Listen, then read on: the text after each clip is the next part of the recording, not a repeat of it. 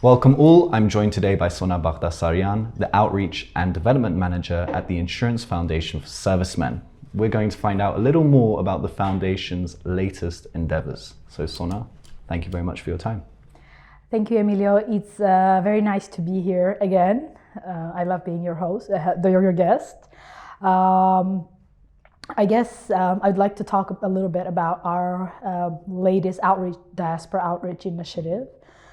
We started the initiative back in May. The idea was that we had a feeling that diasporan Armenians were not very aware of what the Insurance Foundation is and what it does. What is the amount of work we've carried out after the war especially. So we started by collecting contacts and writing emails and doing calls, and after hundreds of calls and emails, an idea was repeatedly suggested to us that we should do a tour, that we should physically visit some of the US Armenian communities, the largest one, and meet with people in person. Why we started with the US? Because it's one of the communities that is very active in reaching out to IFS. We have donors from all over the world, but these are people who simply quietly make donations and they never reach out to us. We don't usually have much information about them other than an email or an address. US donors are proactive. They talk to us, they write emails, sometimes they ask for tax return paperwork. So it was a community that we had a feeling of, not much, but at least we had some basic contacts. Some of our team also had personal contacts back from university days or from people we knew in the community. So the idea ripened that maybe we should actually, a couple of people from our development team should go and meet the communities in person. And it took a lot of time to prepare because it was hundreds of contacts and prearranged meetings from all the way to Armenia to the United States. And then COVID was a big problem because we could not do large in-person meetings, which would be something we'd like to have. A lot of people attending a presentation about IFS. So we decided we'll go a different route. So we will do small personal meetings, informal, in character, just a presentation, a sincere conversation about who we are and what we do.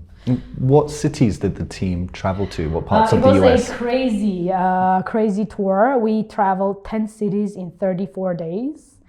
We started in Washington, D.C. and then went north. So we did Washington, D.C., Philadelphia, New York, North Jersey, Boston. Then we went to Detroit, Chicago, and then Fresno, San Francisco, and Los Angeles. So 10 stops. So pretty much where all the centers of the Armenian community are as well. Hopefully we covered them all. We know there are new and pretty large communities in Texas now. Some are in Florida. But geographically, this time it was a bit difficult to cover them all. It was a pilot trip. So we decided, why don't we start with these 10 cities and then we'll see what the outcome is. What is the general feeling we have after the tour? And what general feeling do you guys have after the tour? To be objective, I think the general feeling is very positive. Most of the places we went, there was not a lot of awareness, but after we talked to people, we realized that a lot of people are looking for a project that they can dedicate their time and financial means to. Something that is non-political, non-denominational, something that is important especially for after-war Armenia, and we consider ourselves as such. So the feeling was very positive. Unfortunately, the pain is real for diaspora as well. Even though these people don't live in Armenia, they have the same types of connections to these families. For every single meeting we've had people come up to us and say, you know, my friend's son got killed during the war, or I have a cousin who was wounded during the war. So we even met one of our beneficiaries in DC, Shant, who was there for additional medical treatment. So it was a very interesting situation talking to a group of people, and then this 19-year-old young man who lost his sight almost completely was there for hoping to recover some of his eyesight. So I would say the feeling was of discovery, because these are communities that we're not very well aware of them. We don't know. Most of these people are fourth generation Armenians. They come from all over Western Armenia, from Kharpers, from Van, from everywhere, from Egypt, from India, Depends where life, took them to and how they immigrated to the United States. But general feeling was that it was an important outreach on our part to go and meet these people and listen to them, understand what their issues are, what their understanding is of what is happening in Armenia and how IFS is helping. And most of the people had no idea about the impact that we have, that we've paid over $111 million in compensation. As of today, we cover 4,660 cases. That is, at large, it's about 20,000 people, because 4,660 is the case of servicemen. And then they usually have at least 2-3 family members that are beneficiaries of IFS. So you'd have a group of 20,000 people that are positively affected by the donations that these people make. One of the interesting discoveries were the donors that were discovered, people in the groups whose name were familiar, and they would come up to us and say, I've been hearing about you, I've been helping. It was good to see faces behind emails or mailing addresses. Mm-hmm. And could there be further outreach programs in other parts of the world? Is anything like that in the works? Absolutely. We think this trip was a success. We still have a lot of work to do, because it was simply the first step of reaching out a meeting. Now is the real work. Now we have to work with the contacts we've created there and try to do local awareness raising campaigns and local fundraisers, using the contacts they acquired there. We cannot be there all the time. Our team is very small for the amount of diaspora we have abroad. So the idea is to create this network of dedicated people who will help us spread the word and also raise funds, especially if we're talking about monthly sustainable contributions. That is what we're looking for. Small but reoccurring contributions, because our liabilities are for 20 years. We can't pay out now and say, who's going to know what's going to have to happen tomorrow. We know what's going to happen tomorrow. We're going to pay out again, and so on for 20 years. We're absolutely thinking about similar tours to Russian Federation, because that is actually the largest diaspora that we have. Simply, it's spread out in 6 time zones. So it's a huge endeavor. We're thinking about the Middle East and also European countries. Last time we spoke was shortly after the Nagorno-Karabakh war had ended, and obviously the amount of injured soldiers and deceased servicemen had increased substantially compared to before the war. Now that a year has passed, can you describe a bit how the Foundation's work has changed in this 1 year? Everything has changed, actually, except the model that we use, except the vision and the mission we serve. Everything has changed. Before the war, we had 417 cases, and that's for 13 years, between 2008 and September 2020, 417 cases. When we talk about lives, that's still a very large number. But when we talk about caseload, that is nothing compared to what we have today. We have 4,660 today. So our caseload has grown more than tenfold. Also, before the war, IFS was run by volunteers. Today, we have a professional team. We need a team. We have transitioned from a small volunteer-based grassroots startup into a professional life insurance company. We have a dedicated compensation team. We have a financial team. We have a development team. Everyone has their own tasks. And our outlook is very long, for 20 years. When we're raising funds today, I know my outlook is for 20 years. We need to raise funds today to be able to service 20 years of liability of payout for around 5,000 people. That is a very large number for the coming 20 years. And the Foundation's funds, which it uses to help injured servicemen and the families of deceased servicemen, come actually from different sources. Part of it is donations, but part of it is also stamp duty, which Armenian citizens pay. Since the war, 1 year on, has there been a change in the proportion of funds coming from donations as opposed to stamp duty? Let's start from the very beginning. When we started, the mandatory contributions were 1,000 drams per employee per person, so that's around $2.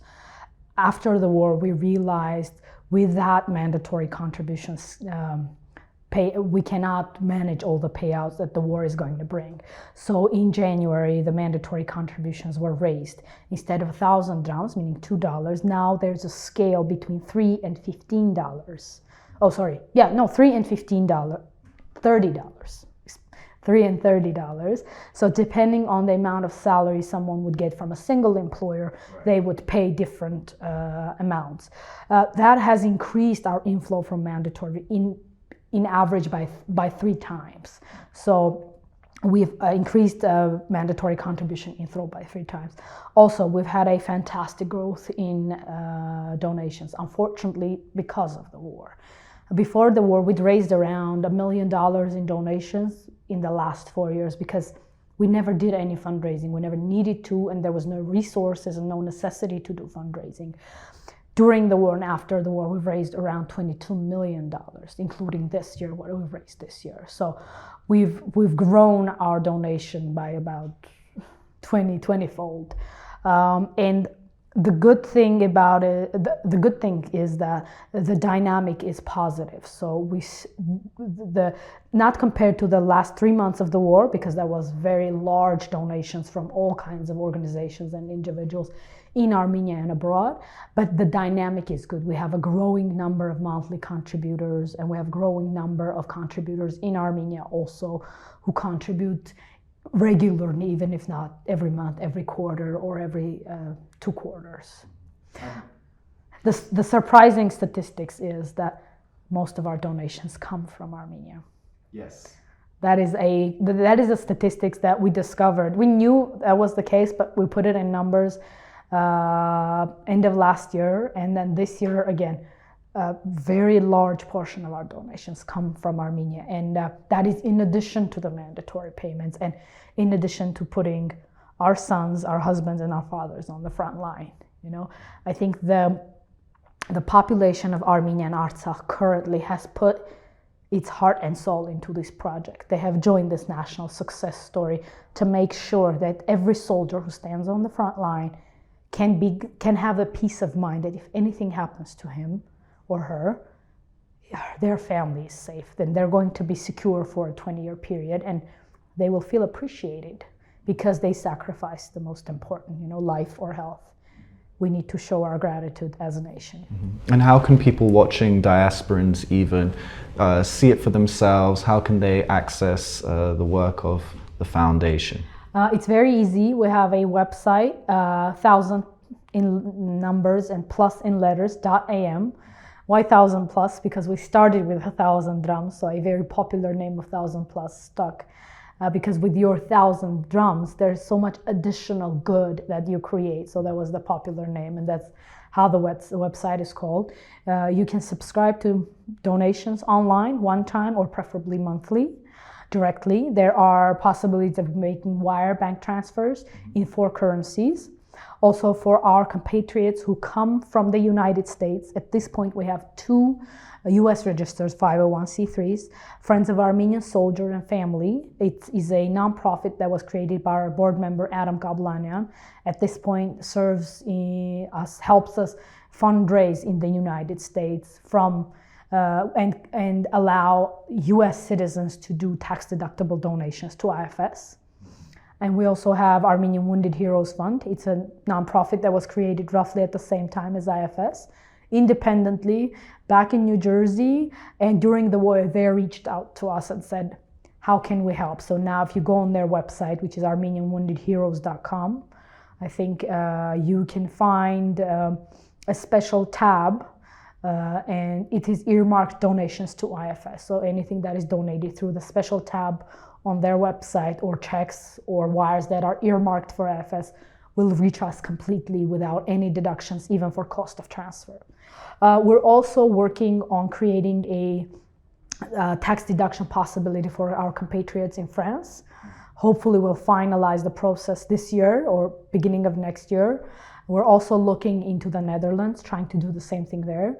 There are European countries like Germany or a couple of other countries whose tax legislation allows tax deduction even without a local entity. So we have a lot of donors from Germany who simply ask for a letter confirming their donations of the last year, and they will get a tax deduction based on that. So it depends on the local legislation, but we're trying to make sure that at every legislation people have ease of donation when it comes to IFS. Well, Sona, thanks as always.